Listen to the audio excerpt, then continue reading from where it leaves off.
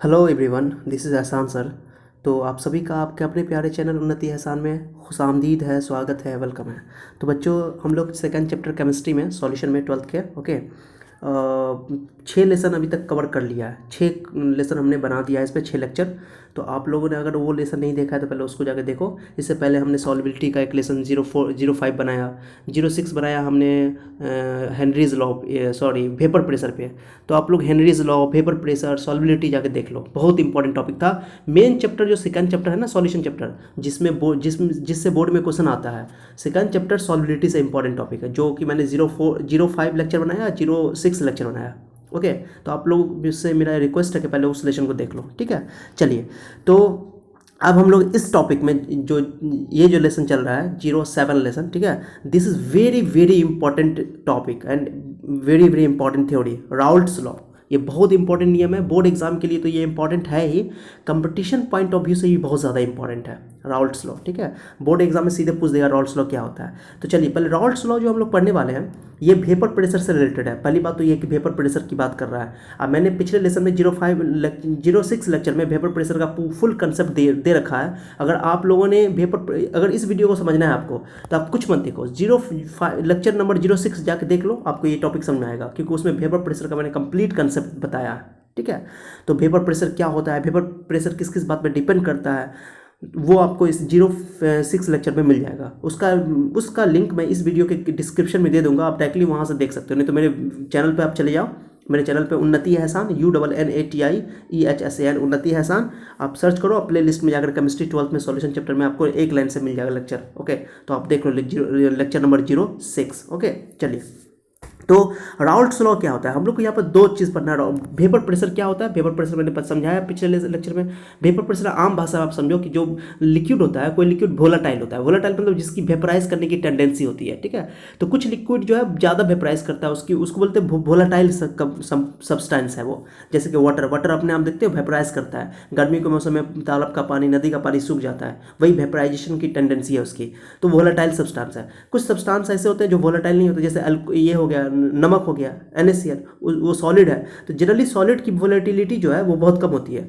Solid की vaporisation tendency negligible होती है, अप्रॉक्सीमेटली, नहीं बोलेंगे नहीं होती है, बिल्कुल नहीं होती है, लेकिन नेग्लिजिबल होती है, ओके। उसके बाद जो गैस है वो ऑलरेडी गैस, तो उसकी वोलेटिलिटी की बात तो करना ही नहीं है, ओके। वोलेटिलिटी की बात अगर करनी है कि वोलेटाइल है कि नहीं है, जो माने वेपराइज करने का टेंडेंसी, तो लिक्विड की और सॉलिड की। और लिक्विड सॉलिड का तो टेंडेंसी बिल्कुल नेग्लिजिबल है, इसलिए हम लोग बात करेंगे लिक्विड की। तो लिक्विड अगर होगा तो वोलेटाइल होगा, इस टॉपिक में हमारा ये मान के चलना है, ठीक है। तो अब वेपर प्रेशर की बात होगी, तो मान लो सॉल्यूशन की हम लोग बात कर लेते हैं। आप लोग देखो, सॉल्यूशन की अगर बात हम लोग कर रहे हैं, ओके, आप लोग देखो, ठीक है।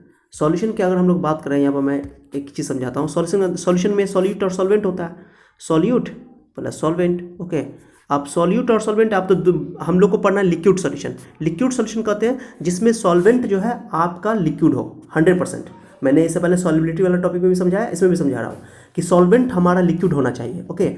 अब ये सॉल्यूट जो है वो लिक्विड भी हो सकता है और वो सॉलिड भी हो सकता है। गैस वाला बात नहीं करेंगे हम लोग, फिर से मैं बता रहा हूँ, वेपर प्रेशर में हम लोग गैस की बात नहीं कर रहे हैं। सॉल्युबिलिटी वाला टॉपिक जब हम लोगों ने पढ़ा, तो वहाँ पर हम लोगों ने पढ़ा लिक्विड सॉल्यूशन पढ़ा, लेकिन वहाँ पर पढ़ा हमने क्या चीज़, solid in liquid, okay, solid in liquid, sorry, solid in liquid पढ़ा, okay, and gas in liquid पढ़ा, सॉल्युबिलिटी वाला टॉपिक है। इसी में हम लोगों ने पढ़ा Henry law, gas in liquid वाला। तो गैस लिक्विड में घुला हुआ है, वो मैंने हेनरी लॉ में पढ़ा, और फिर सॉलिड इन लिक्विड में पढ़ा हम लोग वहाँ पे। लेकिन जब यहाँ पे वेपर प्रेशर की बात हम लोग करते हैं, तो सॉलिड इन लिक्विड की बात करेंगे और लिक्विड इन लिक्विड की बात करेंगे। गैस इन लिक्विड की बात नहीं करेंगे, इसकी बात नहीं करेंगे, ओके, इसकी बात नहीं करेंगे। क्यों सर? क्यों? गैस तो ऑलरेडी वेपर है, तो उसकी तो बात ही नहीं करना है वेपर का, ओके। तो हम लोग इसकी liquid in liquid, solid in liquid. अब यहाँ पर हम लोग पहला केस ले रहे हैं, पहला केस ले रहे हैं लिक्विड इन लिक्विड का। तो लिक्विड वोलेटाइल होगा, मैंने बता दिया कि लिक्विड को वोलेटाइल मान के चलना है। ये भी वोलेटाइल, ये भी वोलेटाइल, वोलेटाइल दोनों का वेपर प्रेशर होगा, दोनों वेपराइज करेगा। जो वेपराइज करेगा, जिसकी वेपराइजेशन की टेंडेंसी है, उसका वेपर प्रेशर भी होता है, ओके। समझ आ रहा है आप लोगों को? चलिए, तो होप यू अंडरस्टैंड। एंड एक और पढ़ना है सॉलिड इन लिक्विड। तो सॉलिड इन लिक्विड में देखिए ये सॉलिड है, सॉल्वेंट जो है वो लिक्विड है। तो यहाँ पर सिर्फ टेंडेंसी किसकी होगी वेपराइजेशन की, वो टेंडेंसी होगी सिर्फ सॉल्वेंट की। तो इस वाला केस में लिक्विड में सॉल्यूट भी वेपर बनाएगा और लिक्विड भी वेपर बनाएगा। तो vapour pressure, overall vapour pressure solution का निकालना होगा तो दोनों की वजह से होगा, सॉलिड की वजह से भी होगा, सॉल्यूट की वजह से भी होगा और सॉल्वेंट की वजह से भी होगा। लेकिन इस वाला केस में सॉलिड प्लस लिक्विड वाला में सिर्फ जो वेपर प्रेशर आएगा वो सिर्फ सॉल्वेंट की वजह से आएगा, क्योंकि सॉल्वेंट ही लिक्विड है, वही वेपराइज करेगा, वही टेंडेंसी है वोलेटाइल का उसका। लेकिन सॉलिड तो सॉलिड है, सॉलिड की वेपराइजेशन टेंडेंसी निग्लिजिबल होती है, तो उसका वेपर प्रेशर हम लोग बिल्कुल समझो कि ऑलमोस्ट नहीं लेते हैं। ठीक है, तो यही यहाँ पर ये केस समझना है। तो दो केस करेंगे, लिक्विड में, दोनों में हम लोग पढ़ेंगे राउल्ट्स लॉ। ठीक है, अब राउल्ट्स लॉ क्या कहता है, ध्यान देना, अब ये समझ लो, अभी तुमको समझ में आ जाएगा। मैं पहला केस ले रहा हूँ लिक्विड प्लस लिक्विड, यानी सॉल्यूट भी लिक्विड है और सॉल्वेंट भी लिक्विड है। अब ध्यान देना, अगर आप इस सॉल्यूशन में डाल दियो ये सॉल्यूट और सॉल्वेंट डाल दियो, दोनों लिक्विड ही है, तो फिर गर्म करोगे इसको तो माने कि कुछ टेम्परेचर पे गर्म करने की भी जरूरत नहीं है, कुछ टेम्परेचर रहेगा, क्योंकि वेपराइजेशन किसी भी टेम्परेचर पर हो सकता है, रूम टेम्परेचर में भी होता है। तो इसमें मान लो कि ये आपका यहाँ पर ये पूरा सॉल्यूट और सॉल्वेंट मिला हुआ है। अब जब ये टेम्परेचर बढ़ेगा तो इस यहाँ पे वेपर बनेगा। वेपर जो बनेगा वो वेपर सॉल्यूट का भी होगा, सॉल्वेंट का भी होगा। तो वेपर जो बनेगा तो वेपर प्रेशर बनाएगा, जो वेपराइजेशन होगा, जिसका वेपराइजेशन होगा उसका वेपर प्रेशर होगा, क्योंकि यहाँ पे इस बर्तन के जो ढका हुआ है यहाँ पे बहुत सारा वेपर जब जमा होगा तो ये पूरे कंटेनर पे प्रेशर लगाएगा। ओके, तो उसको बोलते हैं वेपर प्रेशर। याद ना, बहुत आसान है, वेपर प्रेशर, वेपर का प्रेशर कितना ईजी है। तो अब क्या है, अब ये जो वेपर प्रेशर जो बना रहा है, समझना बहुत इजी है। तो अब यहाँ पर क्या करना है कि यहाँ पर सॉल्यूट का भी वेपर प्रेशर है, सॉल्वेंट का भी वेपर प्रेशर है। अब जितना सॉल्यूट का अमाउंट लोगे आप, जितना सॉल्यूट का अमाउंट ज़्यादा होगा और सॉल्वेंट का अमाउंट ज़्यादा होगा, जितना ज़्यादा होगा, मान लो 5 मोल, पहले मान लो मोल फ्रैक्शन 5 और ये मान लो 10 है, सॉल्वेंट 10 है और सॉल्यूट 5 है, 5 मोल है, तो मोल फ्रैक्शन कितना होगा 1/2 ये नहीं होगा मोल फ्रैक्शन। तो जितने मोल, ये कहने का मतलब कि जितने मोल यहाँ पे 1/2 दोनों का मोल फ्रैक्शन, मान लो कि एक में 4 है, एक का मान लो कि 10 है, तो 2/5 है, 1/5, सॉरी 2/5 है, 3/5 काटोगे तो जितना अमाउंट बढ़ेगा सॉल्यूट, सिंपल सा बात है, सॉल्यूट का जितना ज़्यादा अमाउंट बढ़ेगा, ओके, उतना ज़्यादा वेपर प्रेशर बनेगा। ओके, सॉल्वेंट का जितना ज़्यादा अमाउंट होगा उतना ज़्यादा वेपर प्रेशर बनेगा। जितना ज़्यादा मोल फ्रैक्शन जितना ज़्यादा, यानी अमाउंट जितना ज़्यादा उतना ज़्यादा वेपर प्रेशर, बस यही है।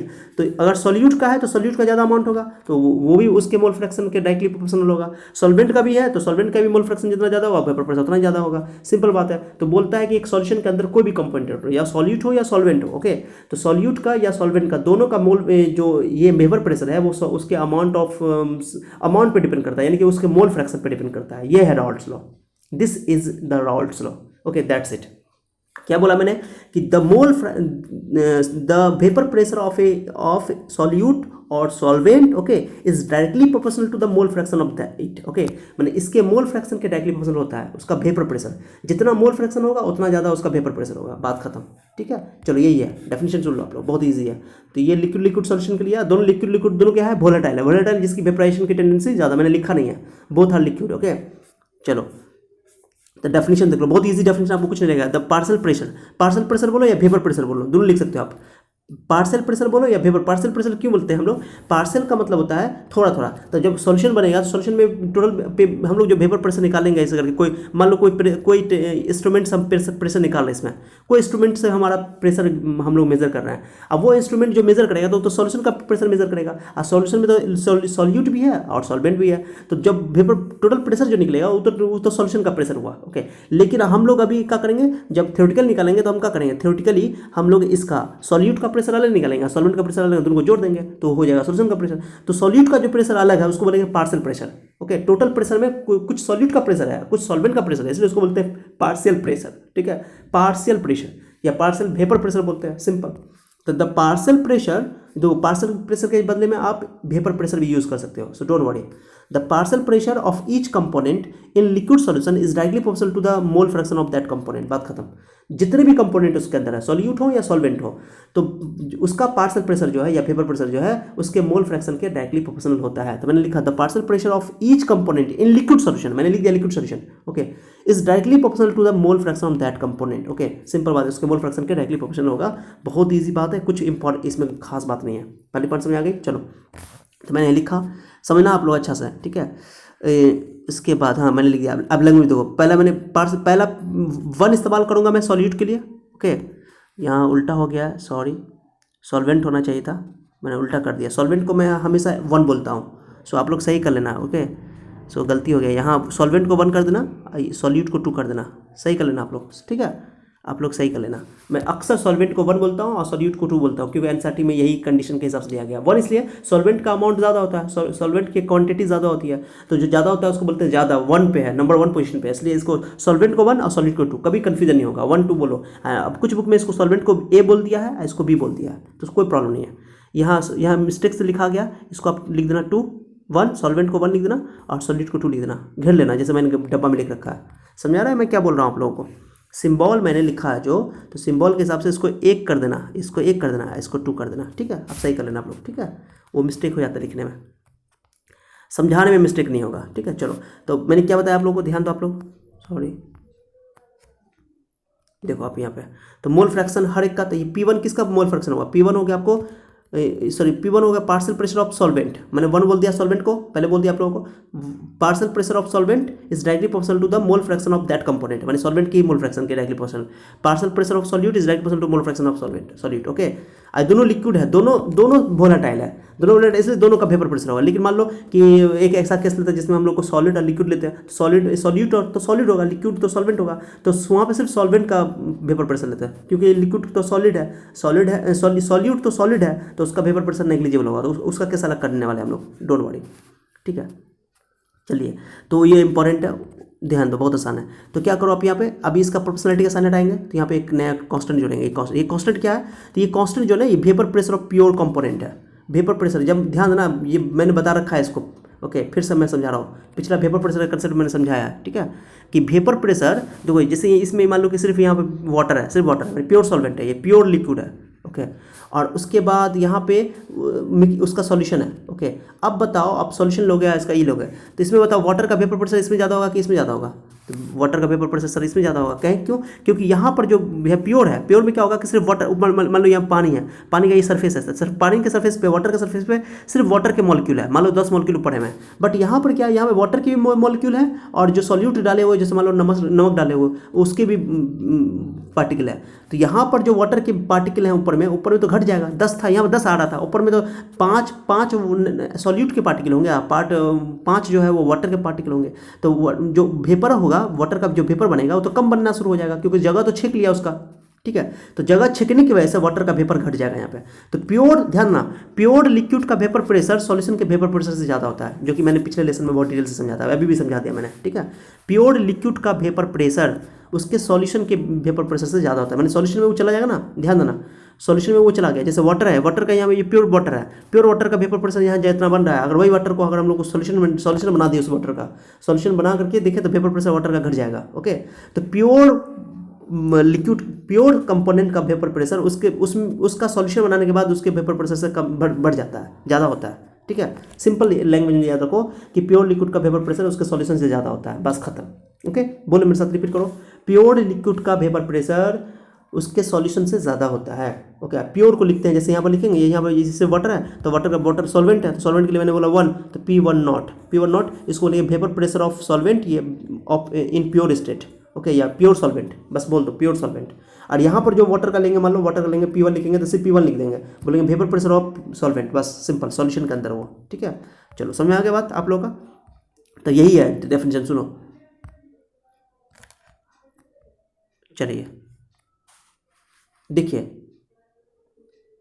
Vapour pressure of solvent is directly proportional to the mole fraction of solvent. अब ये हटाया तो मैंने यहाँ P1 नॉट बोला, P1 नॉट क्या है? तो vapour pressure of pure solvent, जो मैंने सॉल्वेंट लिया, जो वाटर लिया या कुछ भी लिया, कोई भी सॉल्वेंट हो, तो सॉल्वेंट का ये प्योर सॉल्वेंट है, यही है। जब भी कांस्टेंट हटाएंगे तो ये प्योर सॉल्वेंट डालेंगे, ठीक है। और यहाँ पर भी प्योर सॉल्वेंट, ओके। चलिए, अब टोटल प्रेशर क्या होगा? तो ये प्रेशर हो गया P1 partial pressure of what solvent, P2 partial pressure of या वेपर प्रेशर ऑफ सॉल्यूट। अब दोनों को जोड़ दो, दोनों को आप जोड़ दो, सम ले लोगे। ये डाल्टन्स लॉ है, डाल्टन्स लॉ कहता है कि अगर total gas Dalton's law gas के लिए वैलिड है, 11th में पढ़ाया गया था, ठीक है। चिंता मत करना, टोटल प्रेशर निकालना ना, जाए ठो गैस है उसका प्रेशर जोड़ दो, सीधे बात। तो इसका पार्शियल प्रेशर इसका पार्शियल प्रेशर दोनों का जोड़ दो, इसका जुड़ जाएगा, दोनों का जोड़ेंगे तो P1 plus P2 total pressure हो गया। टोटल प्रेशर किसका? सॉल्यूशन का, ठीक है। चलो तो P1 का वैल्यू P1 का वैल्यू यहाँ से निकालो, याद रखना ये बहुत इंपॉर्टेंट है, P1 नॉट इंटू x1, अब P1 नॉट x2 यहाँ रख दो। ओके, रख दिया मैंने। ये सब सिंपल मैथमेटिक्स है, बहुत ईजी काम किया मैंने आपको, बहुत ईजी में डेरिवेशन दिया है, यहाँ पर डेरिवेशन उतार लेना बहुत ईजी है, प्रैक्टिस करना 2-3 बार, यही एग्जाम में बना के आना है, कुछ नहीं करना है, डेफिनेशन याद कर लेना है और ये लिख देना है। अब बताओ P1 का वैल्यू P1 नॉट x1 यहाँ से ऊपर से देखो, और P2 का value P2 not x2। Okay, तो यहाँ पर से एक चीज़ देखो, ये फार्मूला हो गया। P1 नॉट को मैं चाहता हूँ x1 में बदलना। हम लोग जानते हैं कि मोल फ्रैक्शन का x1 प्लस x2 का सम 1 होता है, 1 होता है, या मैंने मोल फ्रैक्शन कंसेप्ट में समझाया था। x2 का वैल्यू लिख दो, यहाँ से x2 को अकेला कर लो, 1 माइनस x1। अगर चाहो तो आप x1 का वैल्यू रख सकते हो, कोई एक चीज़ का रखो, या तो x1 का वैल्यू रखो या तो x2 का वैल्यू रखो। x2 का वैल्यू रखोगे आप लोग तो 1 माइनस x1 रखना पड़ेगा, x1 का वैल्यू रखना पड़ेगा तो 1 माइनस x2 रख दो। तो मैंने कोई एक जगह चेंज कर दिया, चेंज कर दिया। अब P2 नॉट से 1 से गुना करो, P2 नॉट x1 से गुना करो, मल्टीप्लिकेशन करो। ओके, बहुत ईजी है, कुछ भी नहीं है। देखो तो मल्टीप्लाई कर दिया P2 not x1 P2 not x1। अब देखो यहाँ x1 है, यहाँ x1 है, x1 कॉमन ले लो, इन दोनों में x1 कॉमन ले लो, तो P1 नॉट 1 है, P2 नॉट यहाँ पे ये बचा। Okay, P not 2, P not 1 P not 2 और x1 कॉमन आ गया यहाँ दोनों में, P नॉट 2 यहाँ आ गया। Okay, point clear. तो देखो ये कितना आसान हो गया, ये आपका टोटल प्रेशर का फॉर्मूला आ गया। फॉर्मूला रटना ही नहीं है, निकालना सीखना है, कभी रटना नहीं है। हम तो आप लोगों को हमेशा बोलते हैं कि फार्मूला रटने की कोशिश मत करो, ना फिजिक्स का ना केमिस्ट्री का, फार्मूला याद नहीं रहेगा। अभी तो चैप्टर चल रहा है, तो ड्यूरिंग दिस चैप्टर, ओके, अभी जब तक चैप्टर चलेगा तब तक फार्मूला सब तो याद रहेगा, तो माने कि बहुत अच्छा काम करेगा दिमाग। क्वेश्चन बना रहे हो, पढ़ रहे हो तो फार्मूला याद रहेगा। लेकिन जैसे ही चैप्टर के बाद दूसरा चैप्टर स्टार्ट होगा और एग्जाम अगले साल होगा, ओके, तब तक तुम लोग तो सोचते हो तुम लोग तो रोबोट हो, तुम लोग को तो सब कुछ याद रहता ही है। नहीं ऐसा, सब कुछ भूल जाते हो हम, इवन हम लोग टीचर लोग भूल जाते हैं, तो तुम लोग तो भूल ही सकते हो। तो इंपॉर्टेंट चीज़ है कि प्रैक्टिस करना है, समझना है, समझे रहोगे ना तो कभी भी प्रैक्टिस करने के लिए बैठोगे तो प्रैक्टिस मैथमेटिकली चीज़ को तुम समझ सकते हो आराम से, आप प्रैक्टिस कर सकते हो, कभी नहीं भूलोगे। और अभी प्रैक्टिस किए रहोगे तो एग्जाम टाइम में तुमको हल्का लगेगा, क्योंकि जो प्रैक्टिस किया हुआ चीज़ है, याद किया हुआ चीज़ है, समझा हुआ चीज़ है, वो जल्दी अगर रिविजन किया जाए तो बहुत कम टाइम में समझ में आ जाता है। जितना टाइम पहली बार में लगता है दूसरी टाइम में उतना टाइम नहीं लगता है। Okay, you should always remember. Okay, चलो, तो इसलिए बिना डरे बिना परेशान हुए तैयारी करो। ओके, और खूब गाना गाओ, खूब। ओके, गाना गाना, दिल दिया है जहाँ भी देंगे, आए एग्ज़ाम तेरे लिए, ठीक है। जान नहीं देना, जाने की ज़रूरत नहीं है, जहाँ जिसके लिए देना है तो, लेकिन पढ़ाई के लिए देने की ज़रूरत नहीं है, ठीक है। चलो ठीक है, तो मेरे हिसाब से आपको समझ में आ गया होगा। मैंने यहाँ पे एक और चीज़ देखो, यहाँ पे मैंने जैसे x2 की जगह 1 माइनस x1 रखा तो ये फार्मूला आया। अगर तुम x1 की जगह 1 माइनस x2 रखोगे, मैंने ये जो फार्मूला आया आपका, ये तो x1 के टर्म में आया, x1 के टर्म में।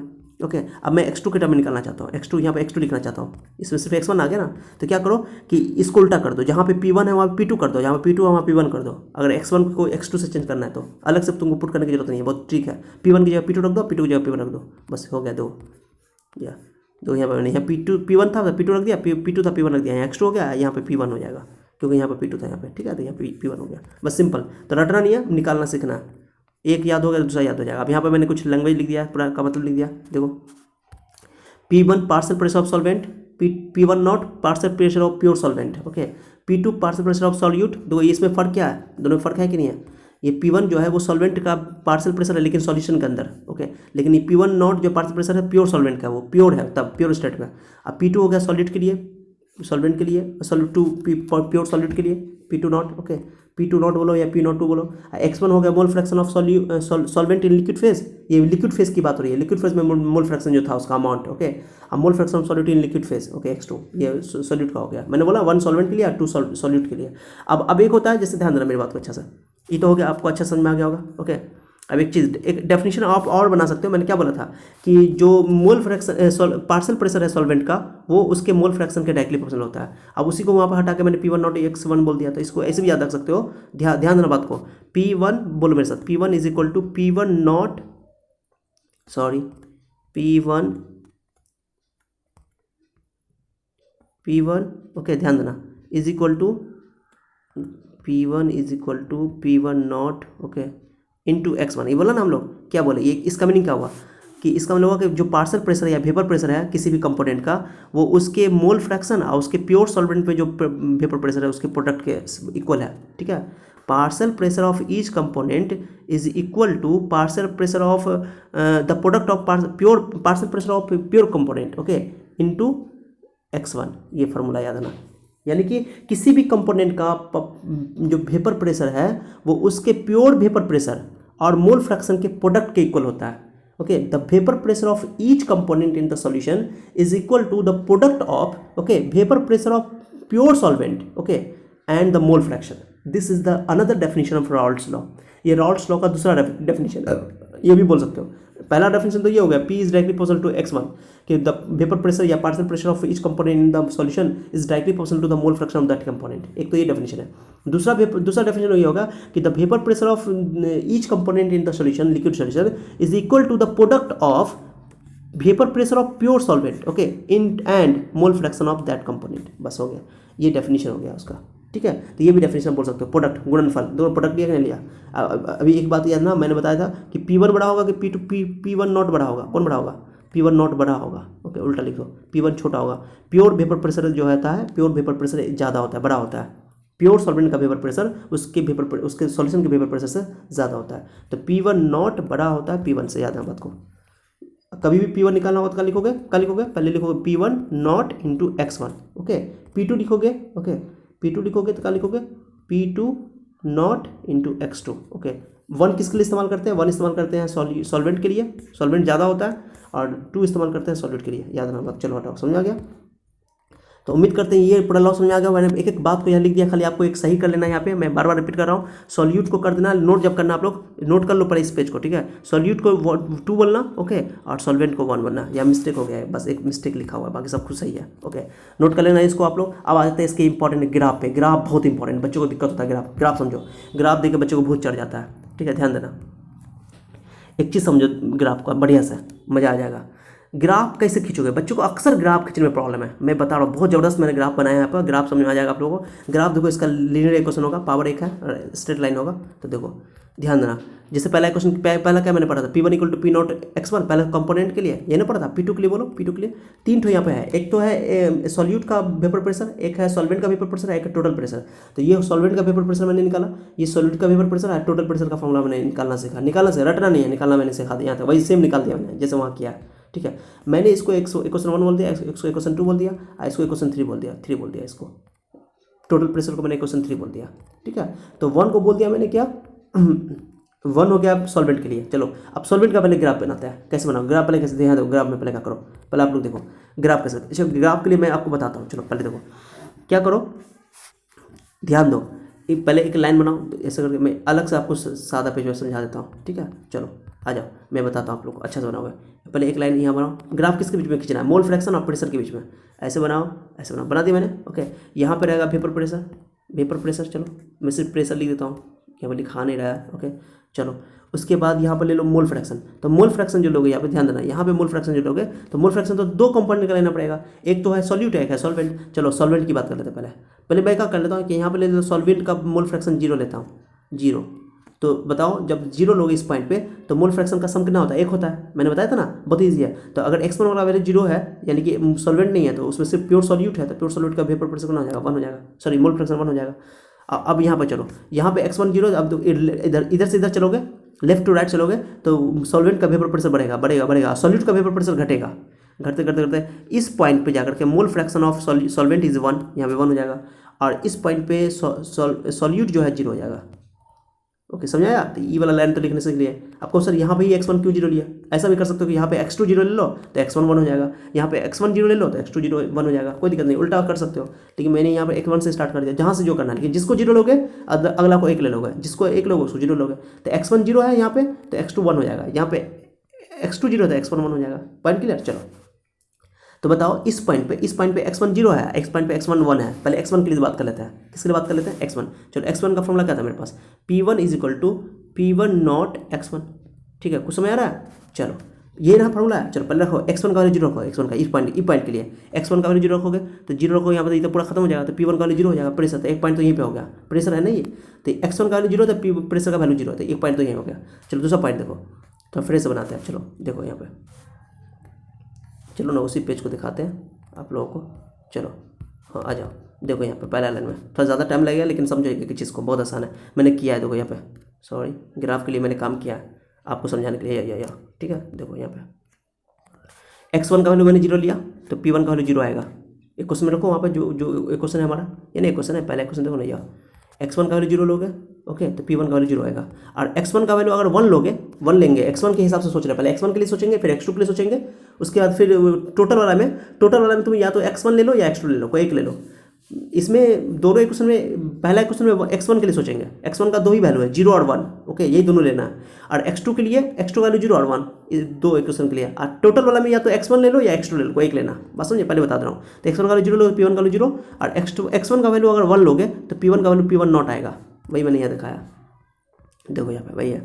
तो x1 का वैल्यू 0 तो P1 का वैल्यू 0, ठीक है, x1 का वैल्यू 1 तो P1 का वैल्यू P1 नॉट का मतलब क्या होगा कि प्योर सॉल्वेंट है। तब देखो ग्राफ देखो, अब देखो P1, अब P2 वाला में देखो x2 का वैल्यू 0 तो P2 का वैल्यू 0 होगा, x2 का वैल्यू 1 लोगे तो P2 का वैल्यू P2 नॉट, x2 का वैल्यू 1 का मतलब समझिए, 1 का लोगे सिर्फ उसके अंदर सॉल्यूट है, सॉल्यूट का प्योर सॉल्वेंट आएगा। x1 का वैल्यू 1 है, x1 का सिर्फ सॉल्वेंट है, तो प्योर सॉल्वेंट आएगा। तब ग्राफ देखो तुम्हारे सामने में 0 0, पहले P1 के लिए ले लेते हैं, मैंने कि x1 के लिए 0 0, और फिर x1 का वैल्यू 1, P1 का वैल्यू, उसका प्रेशर का वैल्यू आया P1 नॉट। चलो देखो ग्राफ देखो, ग्राफ का आप देखो, चलो ग्राफ पे मैंने सब कुछ लिख दिया। चलो देखो x1 का वैल्यू 0, यहाँ पे x1 का वैल्यू 1, तो पहले x1 के लिए सोच रहे हैं, तो x1 का वैल्यू 0 आया था, तो उसका प्रेशर का वैल्यू कितना आया था 0, और x1 का वैल्यू 0 तो प्रेशर का वैल्यू 0 आया था ना, x1 का वैल्यू 0 लिए थे तो प्रेशर का वैल्यू कितना आया था, P1 का वैल्यू 0 आया था, तो 0 आया तो पॉइंट यही हो गया, एक पॉइंट तो यही हो गया। चलो x1 का वैल्यू अगर 1 लेंगे, ओके, तो P1 का वैल्यू P1 नॉट आया था, P1 नॉट, ओके, सिंपल सा बात है, जब P1 नॉट ही होगा तो P1 नॉट, ओके, तो x1 का वैल्यू कहाँ है तुम्हारे पास, 1 इधर है, और x1 का 0 इधर है, लेकिन x1 का वैल्यू 1 तो इधर है। अब प्रेशर P1 नॉट है, P1 नॉट पर प्रेशर का मतलब क्या होगा कि 10 ATM 20 ATM 10 mmHg कुछ ना कुछ होगा, तो मान लो प्रेशर मान लो कहीं पर ले लेते हैं हम लोग, ठीक है, ध्यान दो, ओके, चलो ध्यान दो आप लोग। तो क्या हुआ, ये देखो, ये जो है तो x1 का वैल्यू 0, P1 का वैल्यू 0, तो यहाँ पर आ गया, x1 का वैल्यू 1 लिए तो P1 का वैल्यू P1 नॉट आया, तो P1 नॉट इधर होगा, तो मैंने ये ले लिया, तो एक पॉइंट यहाँ ले लिया, एक पॉइंट यहाँ, कहोगे सर यहाँ क्यों नहीं लिया, यहाँ क्यों नहीं, कहीं भी ले सकते हो, कोई दिक्कत नहीं, थोड़ा ऊपर करके लेना। अब उसको इसको मिला दो, ऐसे करके मिला दिया ऐसे करके, ये पॉइंट था वो, एक पॉइंट ये था, तो ये हो गया पहला लाइन का क्वेश्चन, जो P1 = P1 नॉट x1 था। ओके, फिर से समझा दे क्या, चलो एक बार और अच्छा से समझाता, सादा पेज पे, चलो आ जाओ, ध्यान देना आप लोग, देखो मैंने क्या बताया, ध्यान देना, अच्छा से ध्यान देना, देखो क्या था, थोड़ा बड़ा बड़ा लिख रहा है, P1 = P1 नॉट x1, चलो ग्राफ बनाना है, ठीक है। चलो x1 का वैल्यू 0 यहाँ लिया था मैंने, तो P1 यहाँ एक क्वेश्चन को देखो, P1 रखोगे, x1 का वैल्यू 0 रखो तो P1 का वैल्यू 0 होगा, तो एक पॉइंट तो यहाँ हो गया। दूसरा देखो, x1 का वैल्यू 1 लोगे तो P1 का वैल्यू P1 नॉट होगा, तो x1 का वैल्यू कहाँ पर 1 था, यहाँ पर था, तो P1 नॉट प्रेशर इधर लोगे क्योंकि x1 इधर ले रहे हो, तो अगर इधर वैल्यू ले रहे हो तो प्रेशर इधर का लोगे, अगर इधर का वैल्यू लोगे तो प्रेशर इधर का लोगे, क्लियर है। तब P1 नॉट आया, P1 नॉट ले लो, कुछ भी P1 नॉट का कुछ ना कुछ वैल्यू होगा, इसको मिला दो, इसको करके ऐसा करके, क्लियर हो गया, ग्राफ बन गया। P2 का खींचोगे तो देखो P2 not x2, okay x2, अब ध्यान दो ग्राफ कैसे बनाओगे, तो बताओ यहाँ पर क्या था, x2 का वैल्यू 0 कहाँ पर था, x2 का वैल्यू 0 यहाँ पर था, x2 का वैल्यू 0 यहाँ था, रुको, तो 0 था, तो x2 का वैल्यू 0 लोगे तो P2 का वैल्यू भी 0 होगा, तो पॉइंट तो यही हो गया, और अब x2 का वैल्यू 1 यहाँ पर था, तो x2 का वैल्यू 1 होगा तो P2 नॉट आएगा, तो इधर ग्राफ खींचोगे तो यहाँ पॉइंट कहीं ना कहीं आएगा, तो मिला दो इसको ऐसे, ये ग्राफ हो गया। तो P1 वाला ग्राफ इधर आया, P2 का ग्राफ इधर आया x1 के लिए, ठीक है, समझा गया बात को, ठीक है। चलो वही मैंने समझा रखा है, चलो तो बहुत ईजी है, पहले क्वेश्चन में x1 के लिए देखना, दूसरे क्वेश्चन में x2 के लिए देखना, x1 का वैल्यू 1, x2 का वैल्यू 0, तो देखो x1 का वैल्यू 0 था, P1 का वैल्यू 0 था, x1 का वैल्यू 1 था तो P1 का वैल्यू P नॉट था, या x1 का वैल्यू 1 है, यहाँ से स्टार्ट कर देंगे, तो ग्राफ यहाँ से मिला दो, ये ग्राफ हो गया, पहला लाइन इसका हो गया। और दूसरा लाइन देखो P2 के लिए, देखो P2 के लिए x2 का वैल्यू 0, तो x2 का वैल्यू 0 तुमको यहाँ पड़े, ओके यहाँ पड़े, और उसके बाद x2 का वैल्यू 1 लोगे तो यहाँ पर x2 का वैल्यू, तो ग्राफ यहाँ होगा P2 नॉट। आपको सर इसको ऊपर रख दिए, P1 को ऊपर रख दिए, P2 को ऊपर नीचे, P2 को नीचे रख दिया, क्यों, तो P1 नॉट जो है मान चलते हैं, या तो दोनों में से किसी एक का वेपर प्रेशर ज़्यादा होगा या कम होगा, तो मान लेते हैं कि सॉल्वेंट का वेपर प्रेशर ज़्यादा है, सॉलिड का वेपर प्रेशर कम है, या उल्टा कर सकते हो, सॉलिड का वेपर प्रेशर ज़्यादा है, सॉल्वेंट का वेपर प्रेशर कम है, तो जिसका ज़्यादा या कम है, तो जिसका ज़्यादा है तो उसको ऊपर, तो मैंने यहाँ मान के चला, मैं मान लेता हूँ यहाँ पे P1 का वेपर प्रेशर जो है प्योर स्टेट में, वो P2 के वेपर प्रेशर के प्योर स्टेट से ज़्यादा है, ठीक है, याद रखना आपको, कोई एक को ज़्यादा है, कोई मैटर नहीं है, तो P2 नॉट को ऊपर भी कर सकते हो, कोई दिक्कत नहीं, बराबर भी कर सकते हो, कोई फर्क नहीं पड़ता है, ठीक है। तो मैंने P1 नॉट को ऊपर कर दिया, थोड़ा ऊपर बनाना, इसको नीचे बनाना, या तो P2 को ऊपर बना दो, कोई फर्क नहीं पड़ता है, चलो कैसे मिला दो। और उसके बाद अब बच गया एक, ये लाइन हो गया x1 के लिए, मोल फ्रैक्शन x1 के लिए, ये लाइन हो गया x2 के लिए, ओके, यहाँ लिख दिया मैंने, देखो लिख दिया P1 वाला लाइन पे लिख दिया P1 = P1 नॉट × x1, और उसके बाद मैंने P2 लाइन पे लिख दिया, इक्वेशन 2 लाइन पे लिख दिया, इक्वेशन 2 लाइन पे लिख दिया P2 is equal to P2 not x2। अब चलो टोटल प्रेशर पे आते हैं। टोटल प्रेशर कैसे बनाएंगे? अब पहला लाइन के लिए मैंने लिखा x1 देखा था, x1 का वैल्यू 2 बार लिया, 0 और 1। और दूसरा लाइन के लिए x2 का वैल्यू देखा, x2 का वैल्यू 0 और 1, बहुत ईजी है। और अब तीसरा लाइन में क्या करो, तीसरा लाइन टोटल प्रेशर का है। अब टोटल प्रेशर का ग्राफ जो खींचोगे तो उसमें क्या करो, या तो x1 का वैल्यू देखो या x2 का वैल्यू देखोगे। तो मैंने देखो पहले इसका फॉर्मूला ड्राइव किया हुआ था, पिछले स्लाइड पर मैंने देखा किया था, इतना आया था ना, कोई भी ले लो, ये वाला मैंने स्लाइड ले लिया ये वाला। चलो अब इसमें x1 का वैल्यू रखो, x1 का वैल्यू रखोगे तो 0 रखना पड़ेगा, 1 रखना पड़ेगा, या तो x1 रखो या तो x2 रखो, एक रखना है, ठीक है। चलो रखो, मैंने रख दिया, लो रखो इसी में। तो दो x1 का वैल्यू 0 रखोगे, यहाँ पर रखो 0, इसमें 0 तो 0 खत्म, तो P2 नॉट आएगा। P1 का वैल्यू P2, नहीं गलती तो नहीं कर दिया, यहाँ पर गलती हो गया लग रहा है, ये सॉरी, ये तो इक्वेशन 1 का इस्तेमाल हो रहा है। 3 का कहाँ गया, 3 का, या 3, हाँ या। चलो x1 का वैल्यू 0 रखो, x1 का वैल्यू 0, तो 0 रखो, तो देखो यहाँ पे ग्राफ देखो, यहाँ पे 0 रखोगे, x1 का वैल्यू 0 रखोगे तो ये P2 टोटल प्रेशर का वैल्यू P2 नॉट आएगा। सिंपल बात है। क्यों आएगा सर? x1 0 है, यानी सॉल्वेंट 0 है, सॉल्वेंट है ही नहीं है, तो वेपर प्रेशर उसके प्योर सॉल्यूट क्या आ जाएगा। और x1 का वैल्यू अगर 1 रखोगे, x1 का वैल्यू 1 रखोगे, तो 1 रखो, यहाँ पे 1 रखोगे तो P2 नॉट कैंसिल, तो P1 नॉट बचेगा। 1 मतलब प्योर सॉल्वेंट है उसमें, क्लियर हो गया। तो मैंने यहाँ लिखा है, ये देखो तीसरा क्वेश्चन में, दो तीसरा वाला में, ये तीसरा वाला में x1 का 0 तो टोटल प्रेशर का value P2 not, total pressure यानी सॉल्यूशन का टोटल प्रेशर, PS भी लिख सकते हो। x1 का वैल्यू 1 तो टोटल प्रेशर की P2 not cancel, P1 not आया, क्लियर है। अब रख दो वहाँ पे, तो x1 का वैल्यू 0 पर, x1 का वैल्यू 0 पर P2 नॉट आया, ओके। अब 1 पे P1 नॉट आया। चलो ग्राफ दिखाता हूँ, ओके। x1 के 0 पे P2 नॉट आया, ओके। 0 कहाँ है, x1 का वैल्यू 0 या P2 नॉट, यहाँ मैंने ले लिया ये पॉइंट, एक पॉइंट ये है। और x1 का वैल्यू 1 है तो P1 नॉट आया था। ई पॉइंट को ज्वाइन कर दो, ऐसा करके ज्वाइन कर दिया मैंने, वही ग्राफ हो गया complete. This is the graph of Raoult's law, complete. बहुत ईजी नहीं है, इधर वेपर प्रेशर का ग्राफ, इधर वेपर प्रेशर लेंगे, इधर मोल फ्रैक्शन लेंगे, ओके। चलो समझ आ गया। ग्राफ को अच्छा से नोट कर लेना, बहुत इंपॉर्टेंट ग्राफ है, ओके। ये ग्राफ जो है, ये ग्राफ आइडियल गैस के लिए लागू होता है। ये आइडियल गैस, अभी बताएंगे आइडियल गैस का नेक्स्ट लेसन में, डोंट वरी। चलो हो गया ये। चलो अब आ जाते हैं, मैंने बताया जो मैंने फार्मूला पढ़ाया, ये वाला फार्मूला से पढ़ाया, देखो पहले ये वाला लेसन आता हूँ, पहले पेज में जो मैंने फार्मूला से पढ़ाया, जितना भी फार्मूला से पढ़ा, ओके सॉरी, ठीक है। ये जो मैंने फार्मूला पढ़ाया P1 x1 P2 x2 P1 equal to P1 x0, ये फार्मूला याद रखना हर हाल में, ठीक है।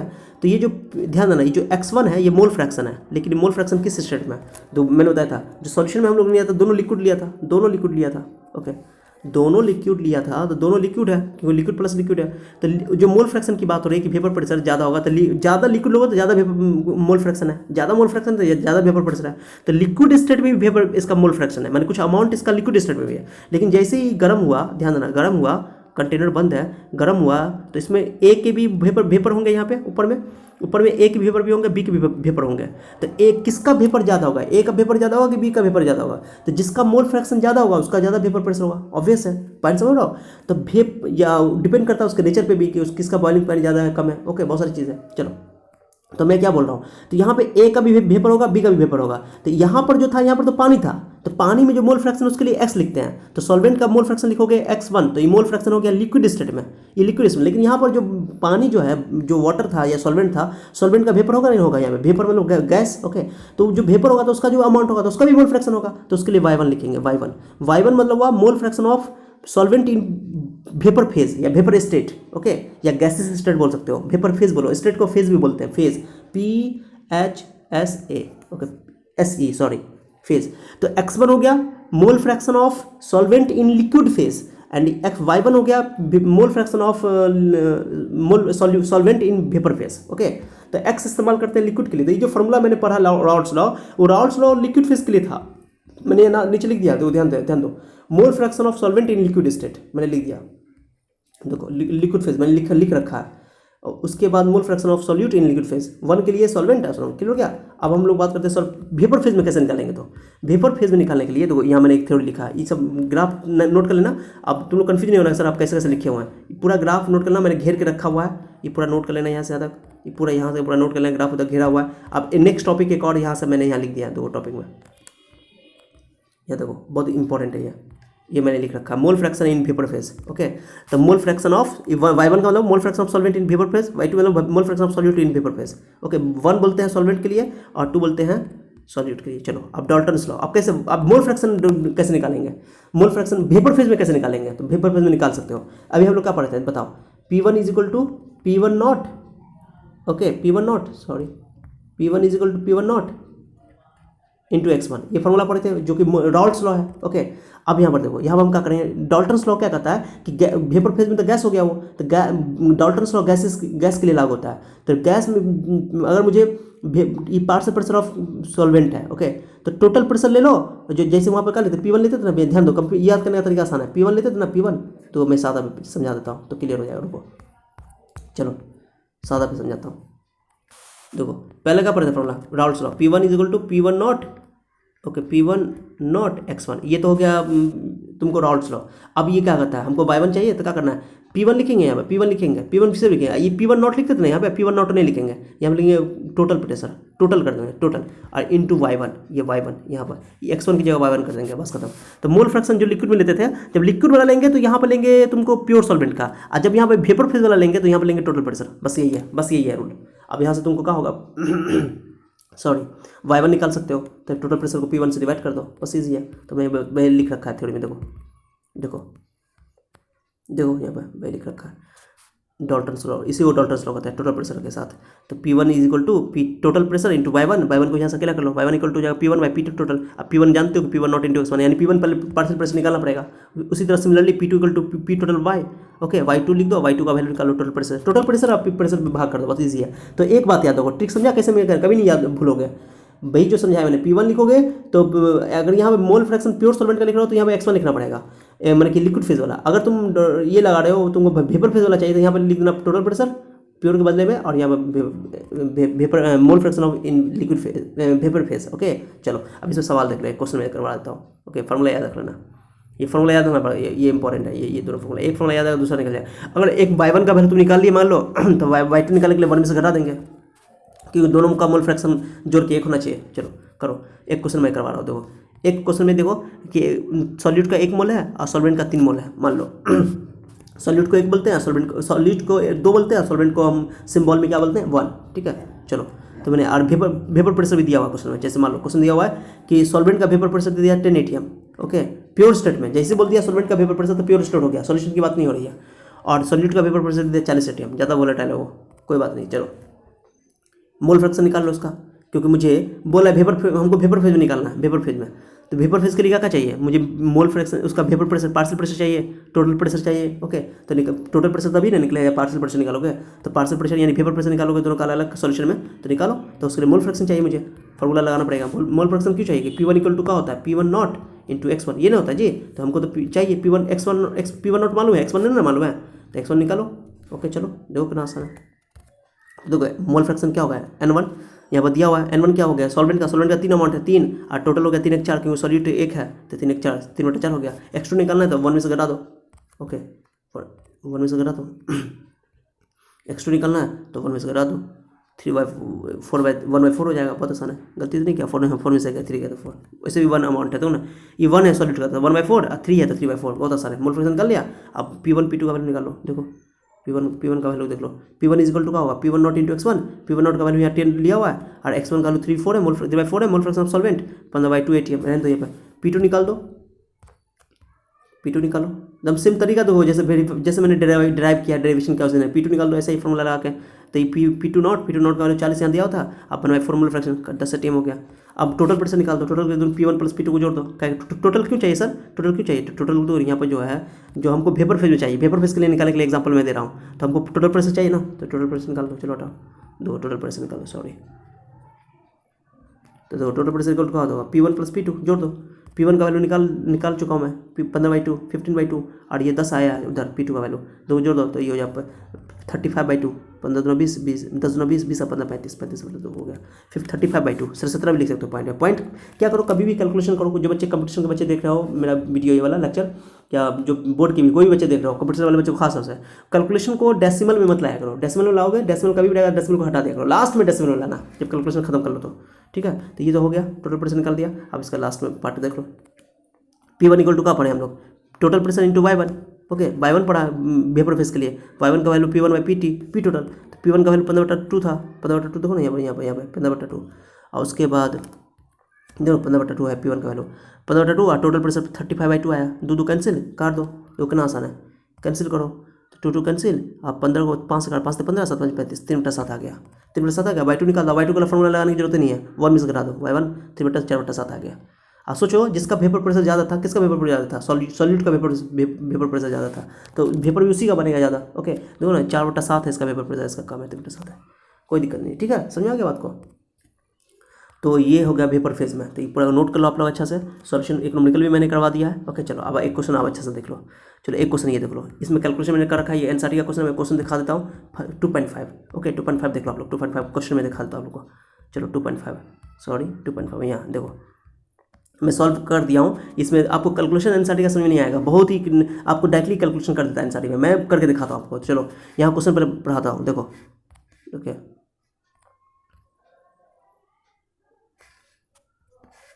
मैं आपको थोड़ा सा वेट कर लो। चलो देखो आप लोग यहाँ देखो वेपर प्रेशर ऑफ क्लोरोफॉर्म, देखो यहाँ पे क्लोरोफॉर्म की बात हो रही है, देखो 2.5 है, 2.5 है नहीं है, हाँ 2.5 है। एग्जाम्पल देख लेना बुक में, आपको बुक में नहीं है जिसको तो यहाँ देख लेना, उतार लेना क्वेश्चन, जो बच्चा पहले बनाओगे, जो कंपटीशन वाले बच्चे न्यूमेरिकल यहाँ देख के उतार लेना, जो भी बच्चे बनाना चाहते हो वो उतार लेना पहले।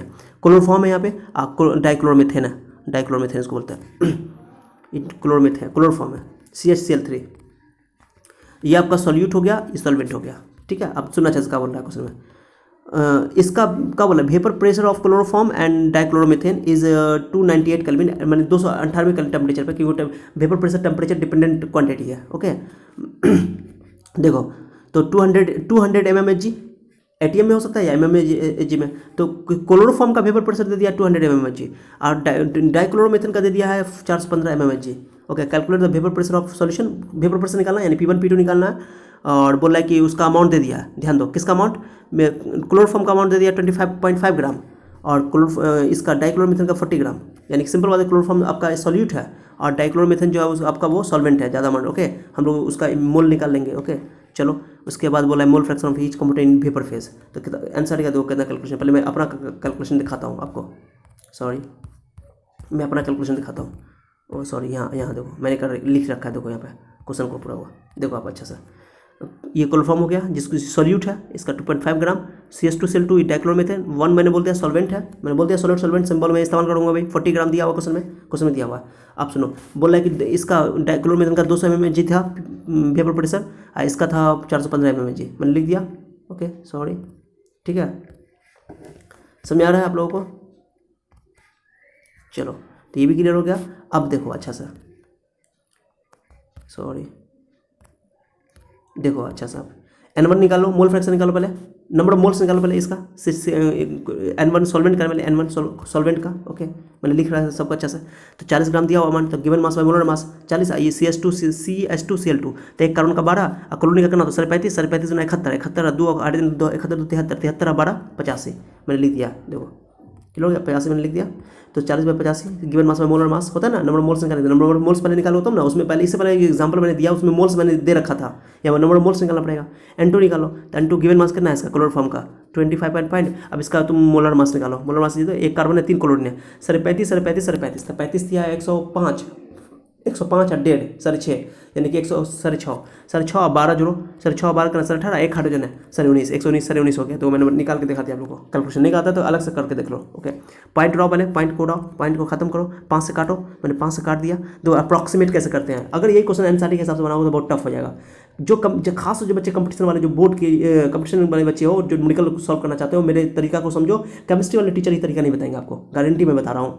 केमिस्ट्री वाले टीचर सीधे आंसर लिख देते हैं, उन लोग को आंसर याद आता है एनसीईआरटी का, मैं एकदम शॉर्ट ट्रिक बता रहा हूँ, ये आपको बहुत काम आएगा कैलकुलेशन आपको, क्योंकि एग्जाम में जो एनसीईआरटी जो क्वेश्चन न्यूमेरिकल आता है खास तौर से, तो उसमें गैप बड़ा रहता है, जहाँ पे बड़ा नंबर सब आ जाए तो वहाँ पे अप्रॉक्सीमेट आप कर सकते हो, अप्रॉक्सीमेशन करके आप आसानी से आंसर निकाल सकते हो, आपका डेसिमल के बाद खाली आंसर चेंज होगा। ओके देखो मैं क्या कर रहा हूँ, 51/5 से मैंने काट दिया इसको, 5 से काटो, 5 5 25 5 5 5 9 10 5 3 15 5 5 9 45 हो गया, लो कट गया 5 से काटने के बाद मैं इसको अप्रॉक्सीमेट कर रहा हूँ। अप्रॉक्सीमेट करने के लिए क्या करो, तुम ये भी कर सकते हो, 50 ऊपर कर सकते हो और नीचे 240 कर सकते हो, तो आसान हो जाएगा, ये भी काम कर सकते हो आप। अब मैंने क्या किया कि देखो 5 एक 6 3 से कट रहा तो 2 से तो नहीं कट रहा है, 2 से नहीं कट रहा तो 3 से काट के देखो, 3 से काटो, इसको भी 3 से काटो, तो 3 से ऊपर तो कट जाएगा, 3 से 17 51, लेकिन 3 से नहीं कट रहा, 17 से काटो 17, क्योंकि यहाँ तो यहाँ एक चीज़ देखो, यहाँ बट्टा में 17 कि नहीं है, तो वहाँ भी 17 ले आओ तो अच्छी बात है, 17 से काट दो, 17 से देगा, उसे कोई फर्क नहीं पड़ता है। तो देखो 17 देगा ना, ये इसको क्या करो तुम, 17 से काटोगे तो ये 1 बच जाएगा, इसमें काट के देखो ना, 9 3 12 2 14 देखो ना, 17 एकम 17, अब बच गया कितना 6 पर आएगा 9 तो 69 69, लेकिन 17 चौका 68 होता है, तो मैंने कहा क्या 8 बना दिया इसको, ठीक है, कुछ समझ लो आप लोग क्या बोल रहा हूँ मैं, 8 में मैंने बना दिया, ये 8 कर दिया मैंने इसको अप्रॉक्सीमेट, 1 घटा दिया, ऊपर एक मैंने ऊपर 51 ही रखा है, नीचे 1 घटा दिया काटने के लिए, 17 तो 51 ना, 17 14 कट गया, 3/14 आ गया अप्रॉक्सीमेट। अब तुम चाहो तो अप्रॉक्सीमेट करने के लिए ऊपर 50 ले सकते हो और नीचे 240 ले सकते हो, ये भी तुम्हारा आंसर मिल जाएगा, ये भी कैलकुलेशन सही है। ओके चलो ठीक है, उसके बाद n1 + n2 को जोड़ दिया मैंने, दोनों को जोड़ दिया, दोनों को जोड़ने के बाद एलसीएम मैंने ले लिया बच्चा की तरह जैसे किया है। ओके चलो जोड़ने के बाद ये हो गया 163, नीचे 17 × 14 उसको रहने दो, हो गया, मूल फ्रैक्शन निकाल दो बच्चा की तरह, n1/n1 दो मैंने कहीं पे डेसिमल में नहीं लिखा है, डेसिमल में पहले मत लिखना, ये हो गया 8/17, n1 का वैल्यू 8/17, इसका वैल्यू आया टोटल जोड़ के मैंने 163, कहाँ से आ गया सर 163, देखो यहाँ से, यहाँ में जो एलसीएम मैंने लिया, एलसीएम मैंने गुना नहीं किया 17 को 14 से, उतने पर छोड़ दिया, काट कूट करना ही है, तो अब पलट दो इसको पलट दो, 17 कैंसिल, पहली बार जब बनाओगे तो थोड़ा कैलकुलेशन फास्ट होगा, मैंने थोड़ी स्लो होगा, टाइम लगेगा, लेकिन जब ऐसा करना आप लोग सीख जाओगे ना तो देखो कितना फास्ट हो जाएगा कैलकुलेशन, केमिस्ट्री के न्यूमेरिकल से डर नहीं लगेगा, दो सब बना लेता है केमिस्ट्री न्यूमेरिकल, कैलकुलेशन ही में फंस जाता बच्चा। ओके चलो तो ये हो गया, अब क्या करो 17 कैंसिल, 14 को 8 से गुना कर दो, 14 ठीक से 12, 163 नीचे हो गया, 17 को 14 से गुना करके, सॉरी 163 ये बचा हुआ ये वाला इधर वाला, ठीक है, जो ऊपर यहाँ गुना करके आया था। चलो अब 112 को मैंने अप्रॉक्सीमेट कर दिया, 110 कर दिया, इसको 160 कर दिया, 0 कैंसिल कर दो, कितना अप्रॉक्सीमेट है 2 1 2 घटा सकते हो, कोई फर्क नहीं पड़ता, कौन जाएगा 163 से 112 में भाग करना तो कर लो, कोई फर्क नहीं, अप्रॉक्सीमेट कर दिया, कितना आसानी से अप्रॉक्सीमेट हो गया, 0 कट गया, 0 कैंसिल, 11/16 अब देखो 16 से 16 नीचे आ गया ना, 16 आ जाए, 3 आ जाए, 8 आ जाए, 4 आ जाए, 5 आ जाए, आराम से भाग कर सकते हो, 16 में 11 से भाग करो, 110 हो गया, तो 110 में 16 से 112 होता है, 16 7 6 96, 16 96 ले लो, 0.6 96 हो गया, बच गया 110 में 96 14 पे 140 लो, 140 लोगे तो 140 16 8 128, फिर 12 बजा, ओके 16 8 में 7 आएगा, 0.688, आंसर में यही आंसर दिया हुआ 0.688 आ गया, देखो अप्रॉक्सीमेटली आया कि नहीं आया, ये आ गया x1, x2 निकालना है तो 1 में से घटा दो। ओके देखो मैंने ये x2 निकाल दिया, 1 में से घटा दिया 5/16, x1 x2 पता चल गया। चलो प्रेशर निकालो, P1 415 दिया हुआ सॉल्वेंट का, 11/16 निकल चुका है वहाँ पे सॉल्वेंट का, P1 का, यहाँ कैलकुलेशन कर लो, इसको भी कैलकुलेशन गुना कर 11 से 415 को मैंने गुना कर दिया, इतना आया, गुना करके क्या बोलते हैं 16 से भाग कर दो, भाग करना बहुत आसान है, 16 से भाग करना मैंने बताया अभी। ओके भाग करो जाके, मोबाइल का यूज़ मत करना, डोंट यूज़ मोबाइल, ओके कभी धोखा से भी नहीं, इतना आ गया पक्का, आंसर किताब में ये दिया हुआ है। ओके थोड़ा सा खाली डेसिमल का चेंज है जो मैंने अप्रॉक्सीमेट किया। उसका P2 निकाल लो, P2 नॉट x2, P2 का वैल्यू P2 नॉट 200 है, 5/16 डिवाइड मल्टीप्लाई कर दो, उसका 125 कितना आसान होगा 62.5, जो निकल गया। सॉल्वेंट ज़्यादा वोलेटाइल है इसलिए। अब उसका P1 टोटल प्रेशर निकाल दो, टोटल प्रेशर P1 + P2 जोड़ दो, एलसीएम लेकर के एलसीएम ले लो, तो कैलकुलेशन से भागो नहीं, कैलकुलेशन करके 16 से इसको भाग कर दो, इधर टोटल प्रेशर निकल गया, इधर में रहने दो उसको, ठीक है। अब हमको ई चाहिए वेपर फेज में, तो वेपर फेज का फॉर्मूला मैंने क्या बताया कि वेपर फेज में लिखना है तो पहले P1 लिख दो यहाँ पे, वहाँ पर वो वाला फॉर्मूला में P1 नॉट × x1 लिखते थे लिक्विड वाला फेज में, लेकिन यहाँ पे P1 = टोटल प्रेशर लिखेंगे और y1 लिख देंगे, ठीक है। चलो आ जाओ, तो मैंने y1 को निकाला, y1 का P1/P2 P टोटल P1 का वैल्यू निकाल चुका था मैंने 4565/16, देखो P1 का वैल्यू क्या देख लो, देखो ना P1 का वैल्यू देखो, P1 का निकाल चुका मैं, या डेसिमल में नहीं लिखना। ओके यहाँ इसलिए डेसिमल लिख दिया क्योंकि क्वेश्चन में निकालना था, ये भी निकालना था, तो मैं ये इस्तेमाल ये करूँगा। ओके चलो मैंने लिख दिया यहाँ पर, इतना आ गया, टोटल प्रेशर इतना था। ओके दोनों 16 कैंसिल, इतना आया। अब इसको अप्रॉक्सीमेट कैसे करेंगे, देखो अप्रॉक्सीमेट करना सिखाता हूँ मैं, अप्रॉक्सीमेट करना सिखाता हूँ, ध्यान देना। 5 से पहले काट दो, 5 से इसको काट दो, 5 से काट रहा है, 5 से करने बाद इतना बचा।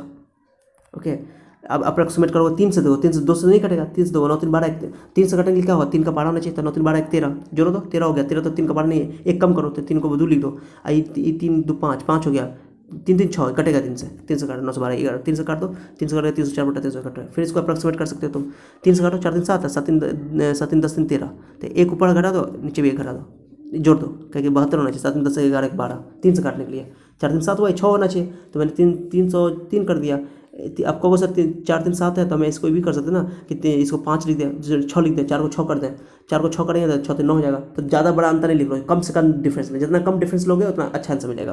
और 371 है तो 7 3 10 11 12 1 जोड़ दो 372, 3 से फिर कर दो 101 बटा 24 हो गया। अब इसको 100 कर सकते हो, 101 कर सकते हो, 125 कर दो, 5 से कट जाएगा। कितना आसानी से बन गया। देखो थोड़ा, अरे अभी प्रैक्टिस करोगे तो आसान हो जाएगा ये सब, एक के बार में नहीं आता है सब, ठीक है। 4/5 0.8 आ गया। अब किताब में तुम्हारे दिया हुआ 0.82 दिया हुआ है आंसर एनसीईआरटी में, ठीक है। तो वही आ गया 0.8, ये y1 निकाल दो तो 1 से करा दो। देखो कितना आसानी से बन गया सवाल। थोड़ा टाइम लगेगा लेकिन मैंने एक एक कैलकुलेशन किया है, कोई कैलकुलेशन नहीं छोड़ा है। ओके चलो हो गया ये भी हो गया। चलो अगला स्क्रीनशॉट लेना। अब एक और क्वेश्चन दिखा देता है, एनसीईआरटी का एक क्वेश्चन है, बेहतरीन क्वेश्चन है। देखो आपका देखो यहाँ देखो इंटेक्स का क्वेश्चन एक है 2.8, ठीक है। The vapour pressure of pure liquid A and B are, इतना ए का वेपर प्रेशर दे दिया, वेपर प्रेशर दे दिया है प्योर लिक्विड का, तो P1 नॉट दे दिया। ओके P1 नॉट दे दिया कितना बताओ, P1 नॉट कितना दे दिया 400। प्योर लिक्विड P1 किसी को ए भी बोल दो, सॉल्यूट सॉल्वेंट का पता नहीं चल रहा है यहाँ पे सर। P1 नॉट दे दिया 450, P2 नॉट दे दिया है 700, P2 नॉट प्योर स्टेट में है तो नॉट लिखोगे। और बोला है कि टेम्परेचर तो दिया रहेगा इतना टेम्परेचर पे, फिक्स है टेम्परेचर। फाइंड द कंपोजिशन निकालना of the liquid mixture, composition या मोल फ्रैक्शन चाहिए। ओके x1 और x2। Okay liquid mixture if total vapour pressure दिया हुआ है, find the composition in vapour phase में मोल फ्रैक्शन निकालना है, कंपोजिशन निकालना है भाई, मोल फ्रैक्शन। ओके चलो आ जाओ, मैंने यहाँ लिख रखा है देखो सोल्यूशन में, आ जाओ बहुत आसान है। देखो एक लिक्विड ए है, मैंने उसको 1 बोल दिया, जो भी बोल दो उसको। ए है उसको 450, बी के लिए सब दे दिया, टोटल प्रेशर 700 दिया हुआ है, फॉर्मूला लगा दो, बहुत ईजी है। अब बताओ मुझे निकालना तो पहले P1 P2 निकालना पड़ेगा, तब तो मोल फ्रैक्शन निकलेगा। P1 P2 नॉट मालूम नहीं है तो P1 इक्वल टू क्या होता है, P1 नॉट इंटू x1। तो P1 नॉट निकालना, P1 नॉट तो दिया हुआ है, x1 पता ही नहीं है, अब P1 भी नहीं पता है, तो पहले टोटल प्रेशर से P1 निकाल लो। ओके देखो तब मोल फ्रैक्शन निकाल लेना। तो फॉर्मूला क्या होता है, P1 + P2 होता नहीं है। टोटल प्रेशर दे दिया 600 mmHg, क्वेश्चन देख लेना। अब P1 का वैल्यू क्या होता है, इतना फॉर्मूला रखना ही नहीं है, देखो फॉर्मूला पुट करने की जरूरत नहीं है। P1 नॉट का वैल्यू रखो यहाँ पे, P1 नॉट का वैल्यू 450 दिया होता, x1 का वैल्यू नहीं पता है, और x2 को लिख दिया मैंने 1 - x1, कोई एक को बदलो, कोई एक को, ठीक है। अब P2 नॉट 700 है, कैलकुलेशन करो आप लोग,